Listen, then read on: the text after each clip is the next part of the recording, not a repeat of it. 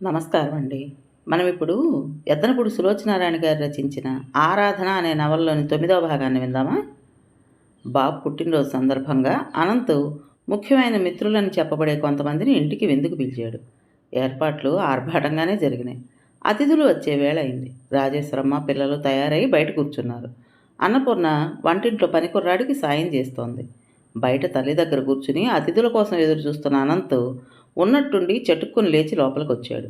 వంటింట్లో నుదుటి నిండా అలుముకున్న చెమటతో, ఆ చెమటకి కారిపోయిన బొట్టుతో, పొద్దున ఎప్పుడో వేసుకున్న జడ వదిలై రేగిపోయిన జుట్టుతో, పని మూలంగా మాసిపోయిన చీరతో అన్నపూర్ణ చకచక అటు ఇటు తిరుగుతూ పనిచేస్తోంది. గుమ్మం దగ్గర క్షణంసేపు అలాగే నిలబడిపోయిన అనంత్ అన్నపూర్ణని తదేకంగా చూశాడు. ఈ అమ్మాయికి పని చేయటం అంటే కలిగే సంతోషం, సరదా ఇంకెందులోనూ లభించదేమో అనిపించింది అతనికి. తనొచ్చి అక్కడంతసేపు నిలబడ్డా అన్నపూర్ణ తన ఉనికినే గుర్తించనట్టు నిశ్శబ్దంగా తన పని తాను చూసుకోవడం గమనించిన అనంత్కి ఆగ్రహం లాంటిది కలిగింది. కావాలని కొంచెం కఠినంగా మాట్లాడి అన్నపూర్ణ మనసు గాయపరచాలనుకున్న అతను ఇంతలో వాకిట్లోంచి "అబ్బాయి, వాళ్ళు వచ్చారా" అన్న తల్లికేక వినిపించడంతో కోపం మింగేసి బయటికి వెళ్ళిపోయాడు. అన్నపూర్ణ వాకిట్లోకి వెళ్ళకపోయినా అక్కడ ప్రతి శబ్దం చెవులతో గ్రహిస్తూ ఉంది. అనంతు, రాజేశ్వరమ్మ చల్లటి స్నేహపూరితమైన స్వరాలతో అతిథులను ఆహ్వానిస్తున్నారు. వచ్చిన వాళ్లలో ఆడవాళ్ళు, పిల్లలు కూడా ఉన్నట్టున్నారు. అనంత్ ముందే చెప్పుంచిన ప్రకారం అన్నపూర్ణ గ్లాసుల్లో షర్బత్ నింపి నౌకర్ చేత పంపించింది. ముందు గదిలో కబుర్లు, వేళాకోళాలు, సరదాలు, తమాషాలు చాలాసేపు దొర్లిపోయినాయి. అందరూ భోజనానికి వచ్చారు. అన్నపూర్ణ లోపలుండి అన్నీ అందిస్తుంటే పనికుర్రాడు ఎవరికి ఏం కావాలో వివరంగా కనుక్కొని వడ్డించాడు. వచ్చిన వాళ్లలో ఒక ఆవిడ పిల్లాడు ఎందుకో గుక్కపట్టి ఆడవడం ప్రారంభించాడు. తల్లి తండ్రి ఎంత సముదాయించినా ఊరుకోలేదు. అందరిలో వాడు అలా ఊరుకోకుండా ఏడుస్తూ చిరాకు కలిగిస్తున్నందుకు, తన చీర నలిగి అసహ్యంగా మారిపోయినందుకు ఆవిడ సిగ్గుపడసాగింది. వంటింట్లో నిలబడిన అన్నపూర్ణకు ఆ ఏడుపు గుండెల్లో 1000 ఆలోచనలు రేకెత్తింపసాగింది. హృదయం చిక్కబట్టుకోవడం సాధ్యం కాలేదు. ఒక్క నిమిషం ఎవరు ఏమనుకుంటారో అనే ఆలోచన వదిలేసి చటుక్కున యువతలకొచ్చి సరాసరి ఆవిడ దగ్గరికి వెళ్ళి చేతులు జాచింది. వంటింట్లోంచి హఠాత్తుగా యువతలకు వచ్చిన ఆ మనిషి మీదకి క్షణంసేపు అందరి దృష్టిలో తిరిగినాయి. అన్నపూర్ణ రూపురేఖలు, ఆ తల, బట్టలు చూసి పిల్లాడి తల్లి పని మనిషిగా భావించి సంకోచించకుండా పిల్లాడినిచ్చింది. పిల్లాడిని ఎత్తుకుని రెప్పపాట్లు ఆ గది నుంచి వెళ్ళిపోయింది అన్నపూర్ణ. మళ్ళీ అందరూ కబుర్లలో పడిపోయారు. పిల్లాడిని అనంత గదిలోకి తీసుకొచ్చింది అన్నపూర్ణ. బయట గాలి లేదు, ఒకటే ఉక్కగా ఉంది. పైనుంచి ఊపిరి ఆడకుండా సిల్కు బట్టలు. అన్నపూర్ణ గబగబా వాటిని విప్పి పారేసింది. భుజం మీద పడుకోబెట్టుకుని అటు ఇటు తిప్పసాగింది. కొద్ది నిమిషాల్లో వాడు ఏడుపు మానేశాడు. భోజనాలు అయిన తర్వాత పిల్లాడి తల్లి లోపలికొచ్చింది. అన్నపూర్ణ భుజాన పడుకుని ఉన్న కొడుకుని చూస్తూ "నిద్రపోయాడా?" అని అడిగింది. అన్నపూర్ణ లేదన్నట్టు తలూపింది. పాలు తాగేవేళ, తాగితే కానీ పడుకోడు. పాలున్నాయా ఇంట్లో? అరకప్పు చాలు. అన్నపూర్ణ ఉన్నాయి అన్నట్లు తలూపింది. "తీసుకురా, పంచదార ఇక్కడికి తే, ఎంత వేయాలో చూపిస్తాను." అన్నపూర్ణని పని మనిషిగా భావించిన ఆవిడ కనీసం శ్రమ కలిగించినట్టున్నాను అని కూడా అనలేదు. అందరూ పని వాళ్ళని పిలిచినట్టే ఏకవచనంతో "నువ్వు" అని సంబోధించింది. అన్నపూర్ణ పాల కోసం లోపలికి వెళ్ళింది. పాలు వేడి చేసి గ్లాసులో పోసి తీసుకొచ్చేసరికి గదిలో అనంత్ కూడా ఉన్నాడు. అన్నపూర్ణ తెచ్చిన పాలు చేత్తో చూసిన ఆవిడ "అమ్మో, ఇంత వేడే, నోరు కాలిపోతుంది" అంది. అన్నపూర్ణ మరో గ్లాస్ తెచ్చి చల్లారబోయసాగింది. "మీ ఇంట్లో అన్నీ బాగానే ఉన్నాయి కానీ ఒకే ఒక లోటు చాలా బాగా తెలుస్తోంది" అందావిడ. "ఏమిటది?" అని అడిగాడు అనంత్. అతను డ్రెస్సింగ్ టేబుల్ మీద ఆనుకుని కూర్చుని దువ్వెనని బాబు చేతికి అంది అందనట్టిస్తూ ఆడిస్తున్నాడు. అన్నీ ఉన్న ఈ ఇంటికి ఇల్లాలు లేకపోవడం, ఎన్ని విధాలనో అదృష్టవంతులైన మీరు ఆ లోటును భర్తీ చేసుకోకుండా అలాగే ఉండిపోవటం బాగాలేదు. జరిగిందేదో జరిగిపోయింది. మీరు రెండో పెళ్ళి ఎందుకు చేసుకోరు? ఎంతకాలమని ఇలా ఉంటారు? స్నేహితురాలి హోదాలో శ్రేయోభిలాషిగా అడుగుతున్న ఆవిడ వైపు అనంత్ ఉలిక్కి పడ్డట్టు చూశాడు. మరుక్షణంలో అతని కళ్ళు అన్నపూర్ణ వైపు తిరిగినాయి. అన్నపూర్ణ దించిన తలెత్తలేదు. ఆ ముఖంలో ఏ భావం ఉందో కనిపించలేదు. పాలు శ్రద్ధగా అవి చల్లారబోయడమే తన ఏకైక లక్ష్యం అన్నట్టు ఎత్తిపోస్తోంది. అనంత ముఖంలోకి పరీక్షగా చూడని ఆవిడ పిల్లాడి చేతి ఉంగరాన్ని సరిచేస్తూ అంది. "మీరు కావాలనుకుంటే అందమైన వాళ్ళు, చదువుకున్న వాళ్ళు, మీరు ఎలాంటి వాళ్ళు కావాలంటే అలాంటి వాళ్ళు క్షణంలో లభిస్తారు.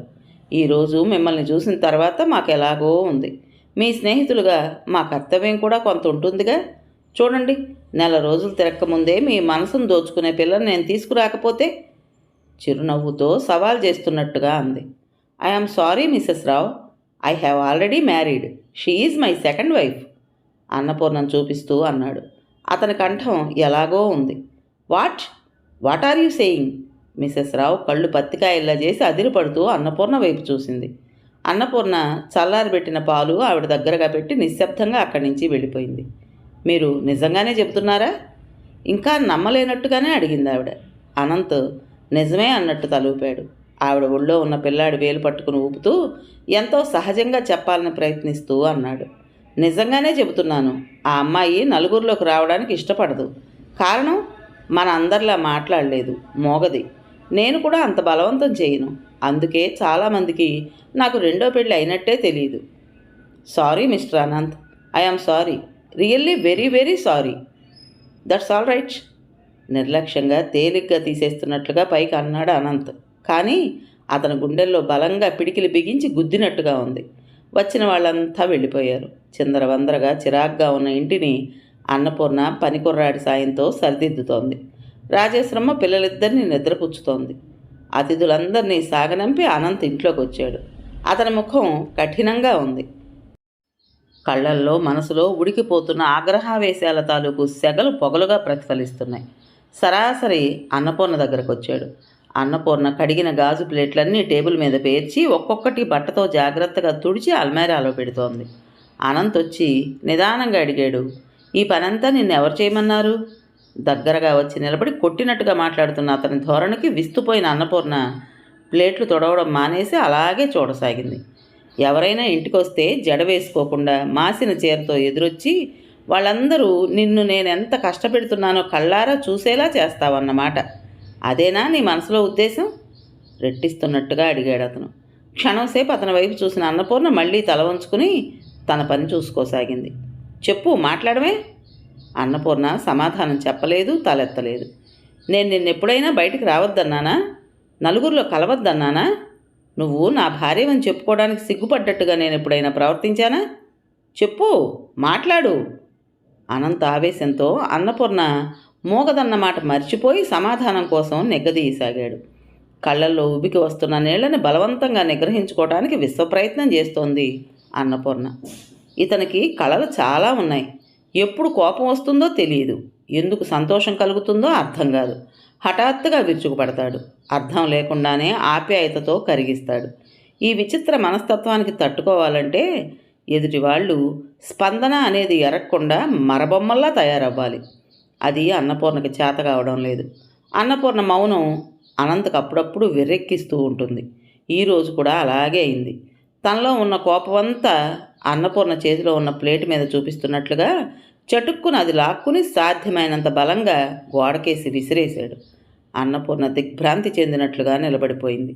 గాజు ప్లేటు గోడకేసి కొట్టుకుని 100 ముక్కలై నేల మీద పడింది. ఏమిట్రా అది? రాజేశ్వరమ్మ పరిగెత్తుకొచ్చింది. అనంత్ అన్నపూర్ణ వైపు వేలు పెట్టి చూపిస్తూ తల్లితో అన్నాడు, క్షణక్షణం నాకు పిచ్చెక్కేట్లు ప్రవర్తిస్తున్న ఈ మనిషిని తక్షణం ఇంట్లోంచి పంపించేయమ్మా, వెంటనే పంపించేయి అని అన్నపూర్ణ వైపు తిరిగి, నీకు ఎదుటి వాళ్ళతో మాట్లాడే శక్తి లేదు కానీ వెర్రెక్కించే శక్తి మాత్రం అపారంగా ఉంది అనేసి అక్కడి నుంచి సుడిగాలిలా వెళ్ళిపోయాడు. ఏమిటి పూర్ణ, ఇంతవరకు బాగానే ఉన్నాడుగా, ఇంతలోనే ఏమైంది? విసుగ్గా, అసహనంగా, అలసటగా అడిగింది రాజేశ్వరమ్మ. అన్నపూర్ణ దించిన తలెత్తలేదు. ఇంతసేపటి నుంచి నరంలోని శక్తిని కూడదీసుకుని బలవంతంగా అదిమిపెట్టి ఉంచిన దుఃఖం కట్టలు తెంచుకుని ప్రవహిస్తున్నట్టు బొటపట కన్నీరు కారసాగింది. బాగానే ఉంది వరస అంటూ వెళ్ళిపోబోయిన రాజేశ్వరమ్మ వెనక్కి తిరిగి గంటు పెట్టుకున్న ముఖంతో, ఒకటి మాత్రం జ్ఞాపకం పెట్టుకో, నువ్వు ఇంట్లో ఉండదలుచుకుంటే మా అందరి మనసు, ముఖ్యంగా వాడి మనసు కనిపెట్టి మసలుకోవటం నేర్చుకోవాలి అనేసి వెళ్ళిపోయింది. ఇన్ని రోజుల తర్వాత కొడుకు కాస్త ఆనందంగా ఉండే రోజులు వచ్చినాయి. ఈ ఆనందంలో ఎటువైపు నుంచి ఎలాంటి అపశృతి వినిపించకూడదని ఆవిడ గాఢమైన వాంఛ. అప్పుడేదో అవసరం కోసం చేసుకున్నా ఇప్పుడు పరిస్థితులు చక్కబడ్డాక కొడుకు మగ స్త్రీ అయిన భార్యతో కాపురం చేయడం, అందరిలా తను ఆమెను ఎక్కడికి తీసుకువెళ్ళలేకపోవడం, ఆ వైపు నుంచి అన్ని ఆనందాలు అతను పొందలేకపోవటం చూస్తే ఆవిడకి కాస్త బాధగానే ఉంది. తను తొందరపడి మోగపిల్లని అంటగట్టానేమో అనిపించసాగింది. ఉదయం నుంచి క్షణం విశ్రాంతి లేకుండా తిరిగి విందు అన్ని విధాల అత్యద్భుతంగా ముగిసేందుకు పాటుపడినందుకు ఇది ప్రతిఫలం. అన్నపూర్ణకు మొదటిసారిగా జీవితం మీద విరక్తి లాంటిది కలిగింది. అన్నపూర్ణతో ఘర్షణగా మాట్లాడిన తర్వాత అనంత్ ఇంట్లో ఉండకుండా బయటికి వెళ్ళిపోయాడు. పని కుర్రాడు కూడా ఇంటికి వెళ్ళిపోయాడు. రాత్రికి వస్తాడో రాడు. ఎంతో సంతోషంగా ఉన్నామనుకున్న రోజునే ఏదో ఒకటి చిరాకు. రాజేశ్వరమ్మ సణుక్కుంటూ వెళ్ళి వీధి తలుపు గడియ వేసి వచ్చి పడుకుంది. ఆవిడికి త్వరగానే నిద్ర పట్టేసింది. అన్నపూర్ణకు నిద్ర రావడం లేదు. మాటి మాటికి అత్తగారన్న మాటలే గుర్తుకొస్తున్నాయి. అంటే ఆవిడ ఉద్దేశం ఇక ఈ ఇంటిలో తన అవసరం తీరిందనా? అసలు అనంతకు అంత ఆగ్రహం రావాల్సిన పని తనేం చేసింది? రోజు పనితో తీరినప్పుడు ఎలా ఉంటుందో ఈరోజు కూడా అలాగే ఉంది. తను అలా వాళ్ళందరి మధ్యకు వెళ్ళడం తప్పేమో. మామూలుగా అయితే వెళ్ళేది కాదు, కానీ ఆ పసివాడి ఆక్రందన అది తనలో యుక్తాయుక్తం నశింపజేసింది. పసివాడు గుర్తుకు రాగానే అన్నపూర్ణ ఆలోచనలు మరోవైపు మళ్ళినాయి. తనని వాళ్ళు మోసం చేశారు. తనది అనుకున్న ప్రపంచం సర్వనాశనం చేశారు. పైపెచ్చు ఎదురు తననే అంటున్నారు. ఏమిటి అన్యాయం? తనకు మాట్లాడే శక్తి లేదనేగా. మాట్లాడగలిగే ఉంటే ఈరోజు అత్తగారిని భర్తని ఎన్నెన్ని మాటలు అడిగి ఉండేది. అయినా అనంతకి ఏం తక్కువ? ఇంత క్రితం ఆమె అన్నట్టు 1,00,000 మంది దొరుకుతారు. అన్నపూర్ణ హృదయం తూట్లు పొడిచినట్లుగా ఉంది. అవసరానికి వాడుకుని అవసరం తీరిన తర్వాత పనికి మాలిన వస్తువుని గిరాటు కొట్టినట్లుగా వాళ్ళు నిర్లక్ష్యంతో బయటకు గంటకు ముందే తనే తప్పుకోవడం మంచిది కదూ. అవును అవును, అన్నపూర్ణ హృదయం 1000 కంఠాలతో ఘోషించసాగింది. రాత్రి చాలా పొద్దుపోయింది. ఆలోచనలతో నిద్రపట్టని అన్నపూర్ణ అలాగే కూర్చుంది. అవతల గదిలో అత్తగారు పిల్లలు గాఢ నిద్రలో ఉన్నారు. వీధి తలుపు తట్టిన శబ్దమైంది. అనంత్ వచ్చాడు. క్షణంసేపు వెళ్ళి తలుపు తీయడమా మానడమా అని సందేహిస్తూ కూర్చుండిపోయింది. అమ్మా పూర్ణ, అనంత్ ఇద్దరి పేరు మీద పిలుస్తున్నాడు. ఒకవేళ అత్తగారు లేచినా తననే కేక వేస్తుంది. అన్నపూర్ణ తప్పనిసరిగా లేచి వెళ్ళింది. తలుపు తెరవగానే అనంత్ వెంటనే లోపలికి రాలేదు. గుమ్మం అవతల నిలబడే అన్నాడు, నువ్వేనా? నాకు తెలుసు నువ్వే తీస్తావని. నేను వచ్చే వరకు నిద్రపోవని. అన్నపూర్ణ అతన్ని పరీక్షగా చూసింది. మామూలుగానే ఉన్నాడు. అతని నుంచి ఎలాంటి మత్తు ద్రవ్యాల వాసనలు రావడం లేదు. అన్నపూర్ణ యువతలకు వచ్చేసింది. మర్నాడు సాయంత్రం రోజు కంటే త్వరగా ఇంటికి వచ్చేసిన అనంత్ ఇంట్లో కాలు పెడుతూనే పూర్ణ పూర్ణ అని కేకలు పెట్టాడు. ఏనాడు లేంది ఈరోజు ఆ పిలుపులో ఆప్యాయతుంది, అధికారం కూడా ఉంది. పులకించబోతున్న హృదయాన్ని అదిమిపట్టి దృఢచిత్తంతో, శాంతం సహనం ఉట్టిపడుతున్న ముఖంతో అన్నపూర్ణ అతనికి ఎదురుగా వచ్చి నిలబడింది. త్వరగా 2-3 నిమిషాల్లో తయారు కావాలి, బజారుకు వెళ్ళాలి అన్నాడు అనంత్. అన్నపూర్ణకు అర్థం కాలేదు. ఎవరు తయారు కావాలి? పిల్లలా? తల్లికి ఈ విషయం చెప్పమని ఆశిస్తున్నాడా? ఇదిగో అలా గుడ్లు పెట్టుకుని చూస్తూ గంటలు గంటలు గడిపావంటే నాకు చిరాకు వేస్తుంది. త్వరగా తయారైరా అన్నాడు. అన్నపూర్ణ ఇంకా అలాగే చూస్తోంది. ఇంతలో రాజేశ్వరమ్మ అక్కడికి వచ్చింది. ఏమిట్రా? ఏం లేదమ్మా, పూర్ణ నేను బజార్ వెళ్తున్నాం. బట్టలు అవి తెచ్చుకోవాలి. పనికుర్రాణ్ణి బాబును కాస్త అలా పక్కకు తీసుకెళ్ళమని చెప్పు. మేం వెళ్ళడం చూస్తే ఏడుస్తాడేమో.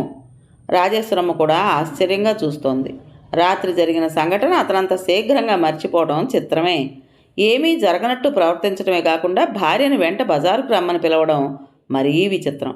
ఏదైనా కానీ సంతోషంగా చీకు చింత లేకుండా కొడుకు కళకళలాడుతూ ఉండడం ఆవిడకు కావాలి. అది ఏ మార్గమైనా సరే. అందుకే త్వరగా తయారు కావే పూర్ణ, పిల్లలు లేరు, ఆడుకోవడానికి వెళ్ళారు. వాళ్ళు రాకముందే వెళ్ళండి, చూస్తే గోల పెడతారు అంది. అన్నపూర్ణకి ఎందుకో ఆనందం అనిపించలేదు. అనంత భావాలకు అనుగుణంగా ఎప్పటికప్పుడు బొమ్మలా ప్రవర్తించాలంటే విసుగ్గా ఉంది. అలసట అనిపిస్తోంది. ఏమో, ప్రేమో ద్వేషమో ఏదో ఒకటి శాశ్వతంగా ఉంటే బాగుండును అనిపిస్తోంది. అన్నపూర్ణకి అలంకరణలో ప్రత్యేకమైన శ్రద్ధ ఏదీ లేదు కాబట్టి అనంత్ కోరినట్టే చకచకా తయారై వచ్చింది. గదిలో నిలువుట అద్దం ముందు నిలబడి బొట్టు పెట్టుకోవడం పూర్తవుతున్న అన్నపూర్ణ ఎదురుగా అద్దంలో గది లోపలికి అనంత్ రావడం కనిపించడంతో కళ్ళు దించేసుకుని కుంకుమ భరణ దాని స్థానంలో పెట్టేసింది. క్షణంసేపు అన్నపూర్ణను తదేకంగా చూసిన అనంత్ సరాసరి మంచం దగ్గరికి వెళ్ళి దాని పక్కనే పెట్టిన ఫ్లవర్ వాజ్లో ఉన్న గులాబీల్లో ఒకటి తీశాడు. ఉదయం నుంచి వాతావరణం మబ్బు పట్టి చల్లగా ఉండడం వల్ల గులాబీ ప్రొద్దుట పెట్టినా అంతగా వాడలేదు. అతనేం చేస్తున్నాడో చూస్తున్న అన్నపూర్ణ అతను గులాబీ చేత్తో పట్టుకుని దగ్గరగా రావడం గమనించింది. అప్రయత్నంగా ఆమె ఒక అడుగు అవతలకి వేసి అతని స్పర్శకి దూరంగా పారిపోవాలనిపించింది. కానీ సాధ్యం కాలేదు. అనంత్ అన్నపూర్ణ వెనుగ్గా వచ్చాడు. పువ్వుని తలలో పొందిగ్గా పడిపోకుండా ఉండేటట్లు పెట్టాడు. తర్వాత భుజాలు పట్టుకుని తన వైపు తిప్పుకున్నాడు. ఎంతో మృదువుగా అన్నాడు, పూర్ణ, అప్పుడప్పుడు నా ప్రవర్తన, నా మాటలు నిన్ను బాధ పెడతాయని నాకు తెలుసు. నా మనసులో లేదు. నాలో సంఘర్షణ నీకు తెలియదు. నువ్వు నా ప్రవర్తనని అంతగా పట్టించుకోవద్దు. నేను ఇంత సంపాదిస్తున్నాను, అందరికీ అన్నీ చూస్తున్నాను, అందరినీ సుఖపెడుతున్నాను. నీకు మాత్రం ఏ విధంగానూ ఎలాంటి తృప్తి ఇవ్వడం లేదని నాకు తెలుసు. ఇక నుంచి నా సంపాదనలో 4వ వంతు నీకు ఇచ్చేస్తాను. ఒకవేళ ఎప్పుడైనా ఇవ్వడం మర్చిపోతే నువ్వు దబాయించి లాక్కో. నేను నీ మెడలో మంగళసూత్రం కట్టాను. నీకు హక్కు ఉంది. నా నుంచి కావాల్సింది ఏదైనా జబర్దస్త్గా అయినా సరే పొందే అధికారం నీకుంది. పూర్ణ, ఈ ప్రపంచం చాలా చెడ్డది. అమాయకంగా మంచితనంగా ఉండేవాళ్ళని చివరికి కన్న తల్లి, కట్టుకున్న భర్త అయినా సరే అంతా అన్యాయమే చేయాలని చూస్తారు. పద వెడదాం అన్నాడు. అన్నపూర్ణ అతను మాట్లాడుతుండగా కళ్ళెత్తి సూటిగా అతని ముఖంలోకి చూసింది. ఎంతో గంభీరంగా చెబుతున్న ఆ మాటల వెనుక అతని హృదయంలో కల్లోలంగా రేగిన వ్యధ ఏదో తొంగి చూస్తోంది. కానీ దేనికో ఎందుకో అన్నపూర్ణకు అర్థం కాలేదు. ఆ బాధ రాధను మర్చిపోలేనందుక, లేక భార్యగా తనని స్వీకరించలేని బలహీనత? బజారుకు వెళ్ళారిద్దరు. అనంత్ అన్నపూర్ణ కోసం దాదాపు ఆ రోజు బజార్నంతా కొనేశాడని చెప్పాలి. చీరలు, నగలు, చెప్పులు అన్నీ ఆడవాళ్ళకి, అందులో అన్నపూర్ణ లాంటి వాళ్ళకి ఏవేవి అవసరమో అన్నీ కొనేశాడు. అన్నపూర్ణ వద్దని వారిస్తున్నా అతను లక్ష్య పెట్టలేదు. ఇంటికి తిరిగి రాగానే తల్లికి చూపించాడు. రాజేశ్వరమ్మ ముఖంలో ప్రసన్నత ఎగిరిపోయింది. కొంటే కొన్నావు కానీ అన్నీ ఒక్కసారి ఎందుకురా? అప్పుడప్పుడు తలా ఒకటి కొంటే పోయేదిగా. ఒకేసారి ఇంత డబ్బు ఖర్చు ఎందుకు? మళ్ళీ డబ్బుకి ఇబ్బంది అయితే అంది. నా దగ్గరున్న 10వ వంతు మాత్రమే ఖర్చు పెట్టానమ్మా. ఎలా అయినా ఒకటేగా. ఒక్కొక్కటే కొనే బదులు అన్నీ ఒకేసారి కొనేశాను. ట్యాక్సీ ఛార్జీలు కలిసి వస్తాయి నాకు, నవ్వుతూ అంటూ తలెత్తాడు అనంత్. అతను ఆశించినట్లు అన్నపూర్ణ అక్కడ లేదు. అక్కడి నుంచి ఎప్పుడో వెళ్ళిపోయింది. అన్నపూర్ణ చుట్టుపక్కల లేదని నమ్మకంగా తెలుసుకున్న తర్వాత రాజేశ్వరమ్మ కంఠం తగ్గించి అంది, ఏమిట్రా ఇవన్నీ? దానికెందుకు? ఎక్కడికన్నా వెడుతుందా ఏమన్నానా? అన్నీ మూలపడి ఉండటమేగా. లేదమ్మా, ఇక నుంచి అన్నపూర్ణని నీడలా నా వెంటే ఉంచుకుంటాను. ఎక్కడికి వెళ్ళినా వెంట తీసుకువెడతాను. నోరు విప్పి మాట్లాడగలిగిన అందరు ఆడపిల్లల కంటే నోరు లేని అన్నపూర్ణ ఎన్నో విధాల ఎంతో నయం. అనంత కంఠం ఎలాగో అయింది. నెమ్మదిగా అన్నాడు, ఒక్కోసారి ఆ పిల్ల కళ్ళల్లో నా పట్ల గల ఆరాధనని, గౌరవాభిమానాల్ని గమనిస్తే నాకే సిగ్గు వేస్తుంది. నాకంత అర్హత, అధికారం ఉందా అనిపిస్తుంది. అనంత కంఠం జీరబోయింది. దూరంగా చూస్తూ గత స్మృతులతో ఆలోచనల అలల మీద తేలిపోతున్న వాళ్ళ అన్నాడు, ఒకసారి రాధని నేను ఇలాగే ఆరాధించాను. ఎన్నెన్నో ఊహించుకునేవాడిని, ఏవేవో అనుకునేవాడిని. కానీ ఏ ఒక్కదానికి రాధ నుంచి ప్రతిస్పందన ఉండేది కాదు. ఎంతో బాధ అనిపించేది, ఎంతో నిరాశ అనిపించేది. అయినా సరే ఆ బాధని బిగబట్టుకుని సహనంతో మరీ మరీ ప్రయత్నించేవాడిని. ఇప్పుడు నా స్థానంలో అన్నపూర్ణ ఉంది. నేను పడిన బాధ పూర్ణను పడనివ్వను. నాకు జరిగిన అన్యాయం అన్నపూర్ణకి జరగనివ్వను. కొడుకు అనేదేమిటో, అతని ధోరణి ఏమిటో రాజేశ్వరమ్మకి బొత్తిగా అంతుపట్టని దానిలా కూర్చుండిపోయింది. పూర్ణ, రాత్రి చాలా పొద్దుపోయిన తర్వాత పిలిచాడు అనంత్. అన్నపూర్ణ పడుకుంది. రాజేశ్వరమ్మ పిల్లలు నిద్రపోయి చాలాసేపు అయింది. అన్నపూర్ణ నిద్రపోకుండా ఉంటే ఈ ఒక్క పిలుపుకి తప్పకుండా లేచొస్తుంది. మంచం మీద పడుకుని చేతిలో పుస్తకం పట్టుకుని గుమ్మం వైపు చూస్తున్నాడు అనంత్. ఈరోజు ఎందుకో ఉదయం నుంచి అతని మనసు అన్నపూర్ణ చుట్టూ తిరుగుతోంది. అతని ఊహ నిజమైంది. అన్నపూర్ణ నిద్రపోలేదు. అడుగుల సవ్వడి వినిపించింది. అనంత్ పుస్తకం పక్కన పెట్టేసి తలనొప్పిగా ఉన్నట్టు కణతలు చేత్తో పట్టుకుని కళ్ళు మూసుకున్నాడు. అన్నపూర్ణ గుమ్మం దగ్గరగా వచ్చి ఆగిపోయింది. అతను కళ్ళు తెరిచి చూస్తూ అన్నాడు, తలనొప్పిగా ఉంది. అన్నపూర్ణ అలాగే చూస్తోంది. అంటే తల పట్టమనా? అదే ఉద్దేశం అయితే స్పష్టంగా ఎందుకు చెప్పడు? లైట్ తీసి వెళ్ళిపో అన్నాడు. అన్నపూర్ణ టేబుల్ దగ్గరగా వచ్చింది. అనంత్ కళ్ళు తెరిచి రెప్ప వాల్చకుండా చూస్తున్నాడు. అతని చూపుల్ని ఎరగనట్టే అన్నపూర్ణ వెళ్ళి లైట్ తీసేసింది. తిరిగి వెళ్ళిపోవడానికి గుమ్మం వైపు తిరిగింది. 2 అడుగులు వేసింది. పైట కొంగు దేనికో గట్టిగా పట్టుకుంది. బలంగా లాగినా రాలేదు. చేయి చాచి పమిటి కొంగు చివర చూసింది. అది అనంత్ గుప్పెట్లో చిక్కుకునుంది.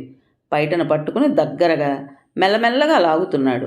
నిన్నివాళ బజారుకు తీసుకువెళ్ళాను, ఇన్ని కొనిపెట్టాను, నాకు ప్రతిఫలంగా చిన్న బహుమతి ఏదీ లేదా? చీకట్లోంచి మంద్రస్థాయిలో మృదుగంభీరంగా తమాషాగా వినిపించింది అనంత స్వరం. అన్నపూర్ణ కోపం లాంటిదొచ్చింది.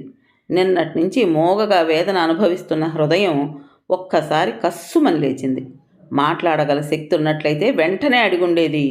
నీ పరిస్థితులు చక్కగా లేనప్పుడు నేను అంతగా నీకు సేవ చేశాను. అశాంతి నిండిన నీ జీవిత స్రవంతిలో అంతర్వాహినిగా మిళితమైపోయి శాంతిమయం చేయాలని ఎంతో ఆరాటపడ్డాను. నువ్వు నాకేమిచ్చావు? కనీసం నా మనసు ఏమిటో, నా ఆంతర్యంలో ఆలోచనలు ఏమిటో తెలుసుకోవాలనే కోరికైనా ఉందా నీకు? అనంతు తలనొప్పి అనేది కేవలం వంకని, ఆ సాకుతో దగ్గరికి పిలిచాడని ఆ క్షణంలో గ్రహించి వేసిన అన్నపూర్ణ అతని చేతి నుంచి బయట కొంగు విడిపించుకోవాలని, తక్షణం ఆ గదిలోంచి దూరంగా పారిపోవాలని ఎంతగానో పెనుగులాడింది. కానీ చివరికి విజయం అనంతకే లభించింది. ఓటమి పొంది అతని చేతుల్లో బందీగా చిక్కిపోయిన అన్నపూర్ణ మనసు అతని పట్ల యావగింపుతో, కోపంతో, అసహ్యంతో నిండిపోయింది. నవల పేరు ఆరాధన. రచించిన వారు ఎద్దనపూడి సులోచనారాణి గారు. ఇంతటితో ఈ నవలలోని 9వ భాగం పూర్తయింది. విన్నారు కదండి. మరి ఈ కథ మీకు నచ్చిందా? నచ్చినట్టయితే లైక్ చేసి మరో నలుగురికి షేర్ చేయండి. అలాగే కొత్త వాళ్ళు కనుక మన ఛానల్ని చూస్తున్నట్లయితే తప్పకుండా సబ్స్క్రైబ్ చేసుకోండి. ఉంటానండి.